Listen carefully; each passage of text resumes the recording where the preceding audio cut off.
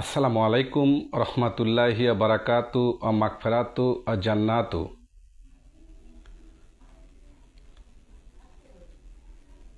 সর্বপ্রথমেই শুকরিয়া আদায় করছি মহান মনিবের দরবারে, যিনি আমাকে আপনাকে কোনো প্রাণীকুলে জন্ম না দিয়ে জন্ম দিলেন মানুষের ঘরে। আলহামদুলিল্লাহ। সেই সাথে আরেকবার শুকরিয়া আদায় করি যে নবীকে সৃষ্টি না করলে আল্লাহ পাক সুবহানাহু ওয়া তাআলা এই দুনিয়া সৃষ্টি করতেন না। সেই নবীর উপর আমরা সংক্ষিপ্ত দরুদ পড়ি। সবাই বলেন সাল্লাল্লাহু আলাইহি ওয়াসাল্লাম। কাছে দূরে প্রবাস থেকে যারা আমার এই লাইভটি দেখছেন, সবাইকে আমার অন্তরস্থল থেকে জানাচ্ছি আন্তরিক শুভেচ্ছা। আপনারা লক্ষ্য করছেন সম্প্রতি ফেসবুক, ইউটিউবে বিভিন্ন আলেমদের মুখ থেকে বিভিন্ন ধরনের ইসলামিক আলোচনা তারা করছে বটে, কিন্তু একজন আলেম আরেকজন আলেমকে লক্ষ্য করে বিভিন্ন মন্তব্য করছে। আসলে আলেমদের উচিত দিন প্রচার করা, কাউকে নিয়ে সমালোচনা নয়। সম্প্রতি লক্ষ্য করছি বর্তমানে ইউটিউবে, ফেসবুকে তারা যে আলোচনাগুলো নিয়ে আসছেন মানুষের মাঝে, সেগুলো আসলে দেখার মতো না। খুবই লজ্জার বিষয়, খুবই হাস্যকর। জোকারি স্টাইলে কিছু বক্তা তারা প্রেজেন্টেশন করছে, দিন প্রচার করছেন, কিন্তু আসলে তারা বক্তা হিসাবে তারা কতটুকু যোগ্যতা রাখে সেটাই আজকে পুরো মুসলিম সমাজের ভাবার বিষয় হয়ে দাঁড়িয়েছে। আলেমদের উচিত দিন প্রচার করা, মানুষকে হেদায়েতের কথা বলা। কোনো আলেমের বাবার তাগত নেই যে কোনো মানুষকে হেদায়েত করতে পারে। হেদায়েতের মালিক হচ্ছে আল্লাহ। একজন জাহেল, একজন ডাকাত, একজন জঘন্য পাপী, আসমান জমিন পরিমাণ পাপ করেছে, সে আল্লাহর কাছে সে তার বান্দা। আল্লাহ ইচ্ছা করলে মুহূর্তের মধ্যে তাকে মাফ করে দিয়ে আল্লাহর ওলি বানাইতে পারে। কিন্তু বর্তমানে সম্প্রতি লক্ষ্য করছি ফেসবুক, ইউটিউবে যে বক্তারা আলোচনা করছেন, তারা একজন বক্তার ব্যাপারে গীবত, সমালোচনা না করলে তাদের পেটের ভাত হজম হচ্ছে না। খুবই হাস্যকর বিষয়। আসলে তারা দিন প্রচার করতে আসবে, তারা দিনের কথা বলবে। সম্প্রতি আমি দেখছি গিয়াসউদ্দিন আত-তাহিরি এবং আহমদুল্লাহ সাহেব সহ আরও অনেক বক্তা আছে যারা বাংলাদেশে খুব ফেমাস বক্তা। আমি ভাইদেরকে বলবো যে আপনারা দিন প্রচার করুন, মানুষকে হেদায়েতের কথা বলুন, ইমানের দাওয়াত দিন। মানুষ কিভাবে পথ খুঁজে পাবে, আত্মভোলা মানুষগুলো, পথভ্রষ্ট মানুষগুলো কিভাবে দিন বুঝবে, সেই কথা বলেন।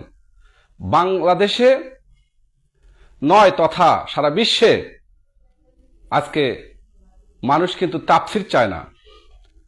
মানুষ কোরআন হাদিসের মূল হাকিকত কি, আল্লাহ এবং রাসূলের পরিচয়, মানুষের ঈমান আমল কিভাবে জিন্দেগি গঠন হবে, সেই কথাগুলো মানুষের মাঝে প্রচার করাটাই হচ্ছে আলেমের দায়িত্ব। আজকে দেখেন, মাছি কিন্তু পায়খানাও বসে, মাছি কিন্তু মিষ্টির উপরেও বসে। এই মাছি, পায়খানায় যে মাছিটা বসে, সেই মাছিটা যদি খাবারের ওপর পড়ে তাহলে কিন্তু খাবার ভাইরাস হবে, খাবারটা খাওয়ার অনুপযোগী হবে। তেমনই কিছু মানুষ আছে যারা মানে খারাপ মানুষের সাথে ওঠা বসা করে, অন্যায় করে, আবার ভালো ভালো কথাও বলে। এই অশুভ মানুষগুলোর থেকে আমাদেরকে আড়াল হতে হবে। সবাই আলেম না, আলেম নামধারী কিছু মানুষ এখানে প্রেজেন্টেশন করছে ইসলামকে, কিন্তু আলেম দাবি করলে আলেম হওয়া যায় না। আলেম বিষয়টা হলো আল্লাহ পাকের প্রদত্ত এলেম যার মধ্যে আছে। আল্লাহ পাক যাকে দিন প্রচারের দায়িত্ব দিয়েছে, আল্লাহ পাক যাকে হেদায়েতের দায়িত্ব দিয়েছে, নায়েবে রাসূল, হক্কানি আলেম যিনি হবেন, তিনি আল্লাহর প্রেরিত নায়েবে রাসূল। তিনি মানুষকে হকের দাওয়াত দেবেন, মানুষকে সৎ কাজের আদেশ করবেন, মানুষকে অসৎ কাজে নিষেধ করবেন। তিনিই প্রকৃত আলেম। এই সমস্ত আলেমের কাছে যাওয়ার কথা আল্লাহ পাক বলেছেন তাদের শরণাপন্ন হও, তাদের কাছে যাও, তাদেরকে অনুসরণ করো, তাদের ইত্তেবা করো, তাদের কথা মতো চলো। তাদেরকে যদি অনুসরণ করা যায়, অনুকরণ করা যায়, তাদের পথ এবং মতকে যদি ধরা যায়, যারা হক্কানি আলেম, তাহলে মানুষগুলো হেদায়েত হবে, মানুষগুলো নাজাতের পথ খুঁজে পাবে।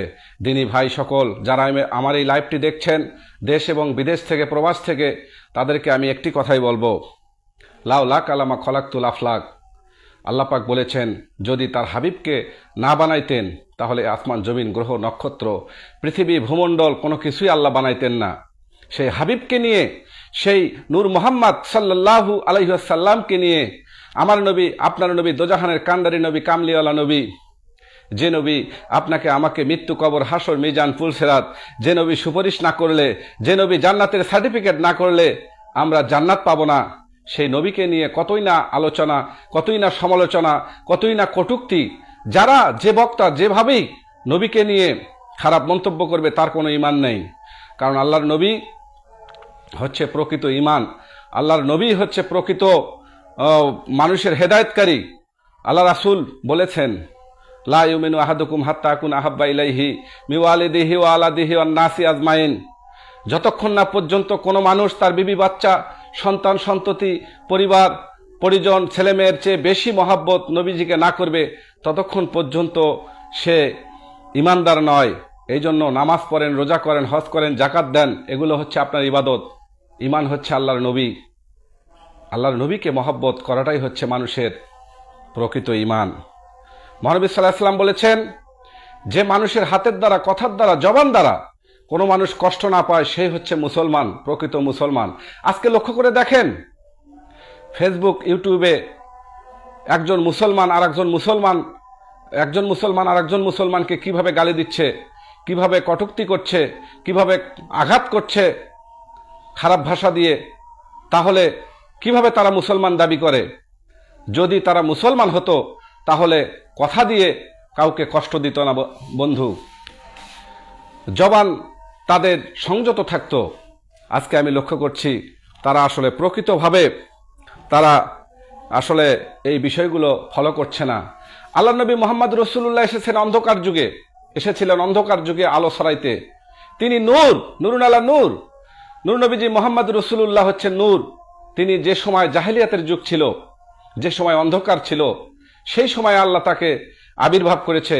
আপনারা অবশ্যই শুনেছেন যে তাওরাত, জব্বুর, ইনজিল এই কিতাবগুলোতেও নূর নবীজি মুহাম্মদ রাসূলুল্লাহর নাম লেখা ছিল। আল্লাহ লিখেছেন যে একজন নবী পৃথিবীতে আসবেন, যিনি ইমামুল মুরসালিন, ইমামদের নেতা, যিনি নেতার নেতা, যিনি সমগ্র মানুষের মধ্যে শ্রেষ্ঠ একজন মানুষ, যিনি আসবেন এই পৃথিবীতে।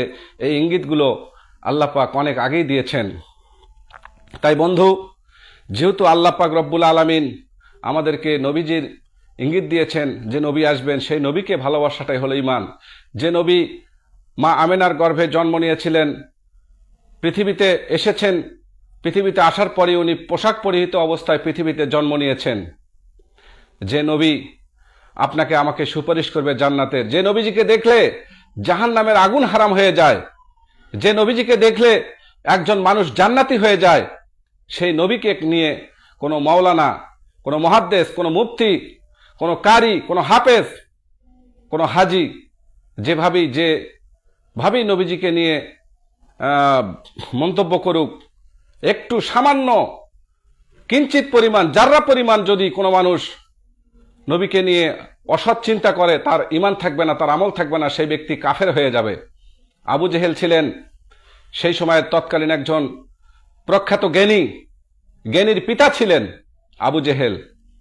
ভাই বন্ধু, সেই আবু জেহেলের কি পরিণতি হলো দেখেন। আবু জেহেল নামাজ পড়েছে 5 ওয়াক্ত, আবু জেহেল হজ করেছে, আবু জেহেল জিকির করেছে, আবু জেহেল আল্লাহকে মেনেছিল। আবু জেহেলের কাছে সেই সময় কাবা ঘরের চাবি থাকতো। কিন্তু আবু জেহেল কেন কাফের হলো? আবু জেহেল শুধু লা ইলাহা ইল্লাল্লাহ, আল্লাহকে স্বীকার করেছিল। মুহাম্মাদুর রাসূলুল্লাহ এই 12টা অক্ষর স্বীকার না করার কারণে আবু জেহেল কাফের হলো।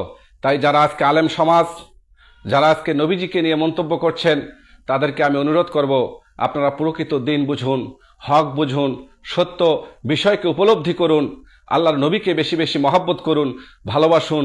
তাহলে ইনশাআল্লাহ আমরা ইমান আমাদের তাজা হবে, আমরা ইমানই হালতে আমরা আমাদের জীবনকে ধন্য করতে পারবো। আজকের মতো আমি যে কথাগুলো বললাম আমি যেন আমল করতে পারি এবং আপনারা যেন এই কথাগুলো আমল করতে পারেন, এই আশা এবং প্রত্যাশা রেখে সবার জন্য আল্লাহর কাছে দোয়া করছি। সবাইকে যেন আল্লাহ পাক দ্বীনের পথে, ইসলামের পথে, নূর নবীজি মোহাম্মদ রসুলুল্লাহ সাল্লাল্লাহু আলাইহি ওয়াসাল্লামের প্রেম হৃদয়ে ধারণ করে মহব্বত অর্জন করে যেন কালেমা লা ইলাহা ইল্লাল্লাহ মোহাম্মদ রসুলুল্লাহ শেষ কালেমা আমাদের মৃত্যুর সময় নসিব নিয়ে যেন আমরা এই পরপারের জিন্দেগিতে গমন করতে পারি, এ আশা এবং প্রত্যাশা রেখে সবাইকে আমার অন্তরস্থল থেকে আন্তরিক অভিনন্দন ও শুভেচ্ছা জ্ঞাপন করে আমার বক্তব্য শেষ করছি। আসসালামু আলাইকুম ওয়া রাহমাতুল্লাহি ওয়া বারাকাতুহু।